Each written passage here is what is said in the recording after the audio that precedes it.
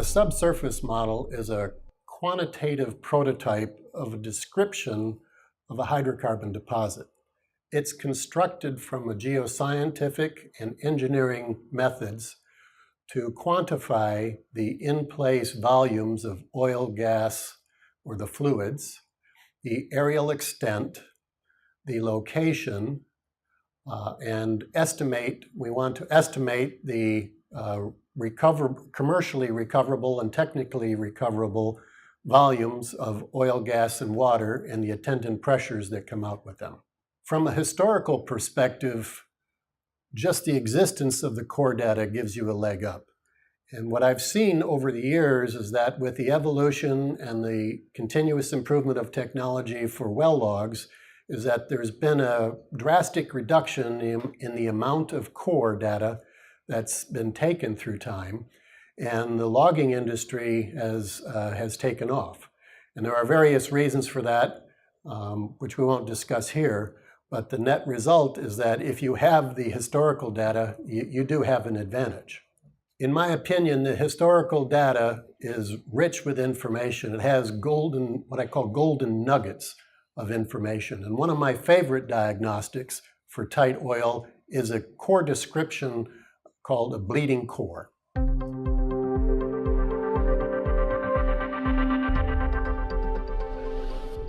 A bleeding core is a sort of a qualitative proxy for a tight oil reservoir, similar to the color description of shales being black or gray might be for the total organic carbon within a resource play.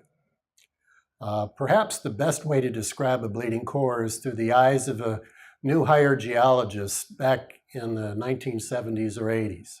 Imagine, if you will, that they're going out on their first coring run for a 10 to 15,000 foot onshore Gulf Coast well, and they've never been to a rig before, they've never seen a coring operation, and lo and behold, before their eyes, the core is drawn up from the subsurface and extruded there on the derrick floor. And to their amazement, it's the first time they've seen hydrocarbons that are bleeding from the core there on the derrick floor. That could be bleeding oil or they could be bleeding gas. Now, in their excitement and enthusiasm, they call back to the main office and the district manager and describe that they've got a discovery and they've seen the hydrocarbons just oozing out of the core there on the derrick floor. But what they don't know is back at the home office, the more experienced geologists would look at that and say, if the core is bleeding there on the derrick floor and the hydrocarbons haven't been flushed from the 3-hour trip from the subsurface to the derrick floor with all the mud, that the pore system is too tight and that it's probably non-commercial and we're going to be dealing with a well that needs to be plugged rather than completed.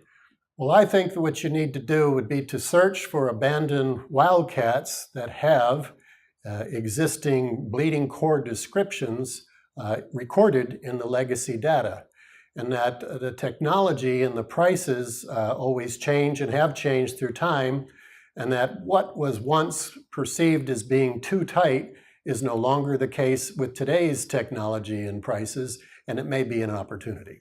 So I first recognized the importance of bleeding cores back in the early 80s when I read 2 articles in the AAPG by an ex-shell geologist named Tim Showalter. And Tim first published his first article, he called it The Mechanics of Secondary Migration, and his second article was entitled The Interpretation of Subsurface Shows.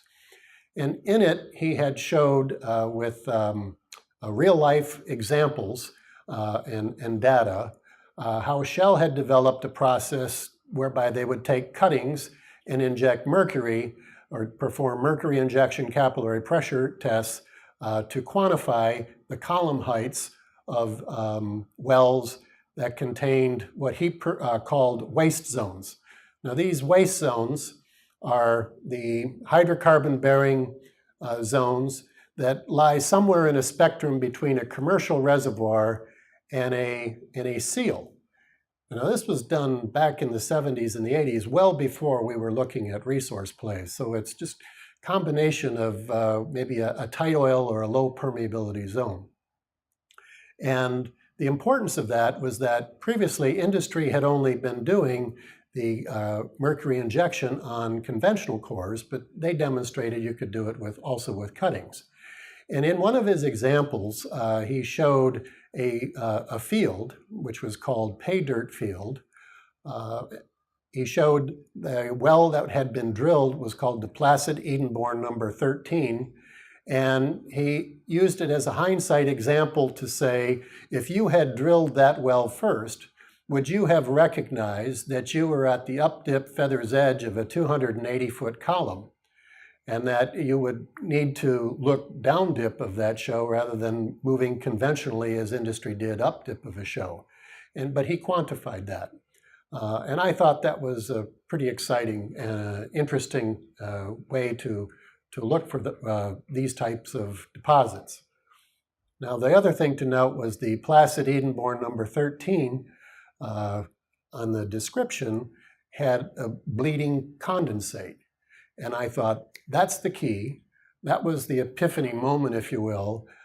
We need to find wells that have bleeding cores, and they will be the proxy for these waste zones in the United States.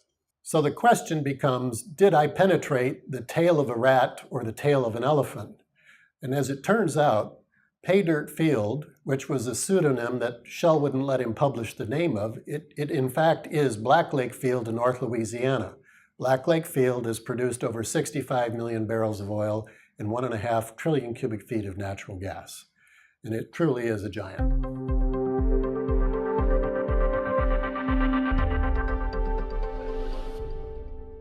I began my career in a 5-state area in the Gulf Coast called MAFLA, which is an acronym for Mississippi, Alabama, Florida, Louisiana, and Arkansas. And one way that I may do it today would be to search for all abandoned wildcat wells with bleeding cores. Now, I would focus on the wildcats because that would eliminate the numerous development wells in producing fields that have taken and have reported bleeding cores. However, that may in itself be a new opportunity, especially in light of looking at the new completion technology we have today. But if we are focusing on exploration, then I'll just be looking at the wildcat wells. I would cluster those wells by formation, and immediately I think you would recognize some of the known source rock plays would be set aside, and you would use a different analytical technique to pursue those. But if we put the source rock bleeding core formations aside and focus on the others, then we can look at a more conventional approach and proceed with a different set of analytical techniques. I started with MAFLA. I expanded the analytical technique looking for bleeding cores to the Texas Gulf Coast as well. Out of curiosity, I said this method and this approach isn't parochial. We could use it in any different type of basin, and I looked at the DJ Basin when I read an article about the Cadell Formation earlier this year, and I created a word cloud.